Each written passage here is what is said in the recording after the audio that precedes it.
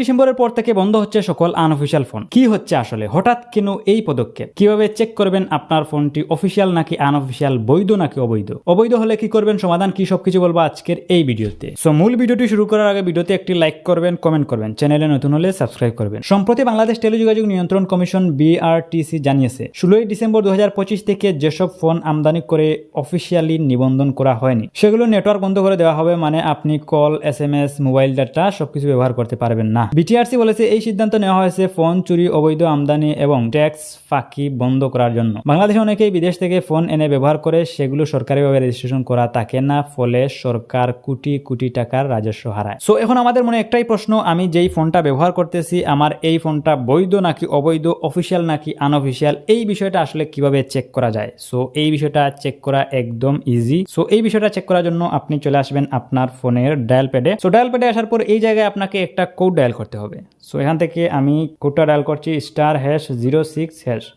So এই কোডটা dial করার পর আপনার সামনে আপনার ফোনের IMEI নাম্বারটা চলে আসবে। সো এই জায়গা থেকে আপনি আপনার ফোনের IMEI এই নাম্বারটাকে জাস্ট আপনি নোট করবেন। একটা খাতা কলম নিয়ে আপনি নোট করতে পারেন, অথবা আপনি স্ক্রিনশট নিয়েও নোট করতে পারেন। যেভাবেই হোক আপনি এইটা নোট করবেন, নোট করে আপনি কপি করবেন, ঠিক আছে? সো কপি করার পর এখান থেকে আপনি বেরিয়ে চলে আসবেন। বেরিয়ে চলে আসার পর আপনি এখন চলে যাবেন আপনার ফোনের মেসেজ অপশনে। মেসেজ অপশনে আসার পর এখান থেকে আপনি স্টার্ট চ্যাট এই অপশনে ক্লিক করবেন। ক্লিক করার পর এই জায়গায় একটা নাম্বারে আমাদেরকে মেসেজ পাঠাতে হবে। সো নাম্বারটা হচ্ছে 16002।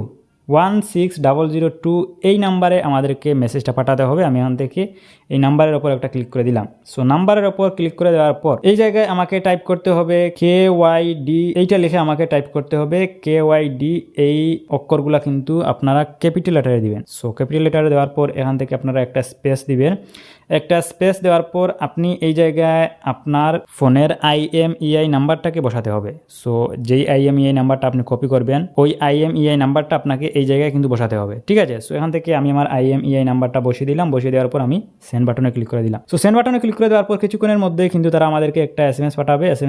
SMS-টার জন্য আমরা একটু ওয়েট করি। অলরেডি দেখতে পাচ্ছেন যে তারা আমাদেরকে একটা SMS পাঠিয়ে দিয়েছে এবং SMS-টাতে বলেছে যে ডিভাইসটির IMEI BRTC-র ডাটাবেজে পাওয়া যায়নি। তার মানে আমার এই ফোনটা হচ্ছে আনঅফিসিয়াল ফোন, অথবা সহজভাবে বলতে গেলে আমার এই ফোনটা হচ্ছে অবৈধ ফোন। আর আপনার ফোনটা যদি বৈধ হয় তাহলে SMS-টা আপনার এরকম আসবে যে ডিভাইসটির IMEI BRTC-র ডাটাবেজে পাওয়া গেছে। এখানে বলতেছে যে পাওয়া যায়নি।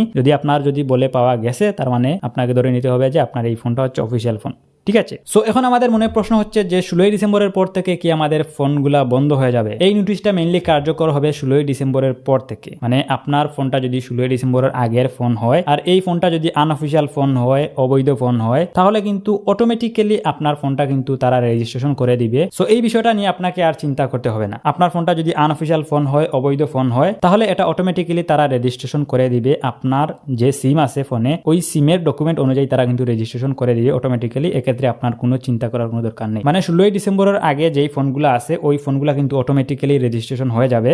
আর 16 ডিসেম্বরের পর গিয়ে যদি কেউ কোনো ফোন কিনে তাহলে কিন্তু ওইটা আপনার অবৈধ ফোন বা আনঅফিসিয়াল ফোন হিসাবে গণ্য করা হবে। ওকে, সো এই ছিল মূলত কমপ্লিট একটা ভিডিও। সো আশা করি এই ভিডিওটা অনেকেই অনেক কাজে লাগবে। আপনি চাইলে এই ভিডিওটা আপনার বন্ধুদের সাথে শেয়ার করতে পারেন।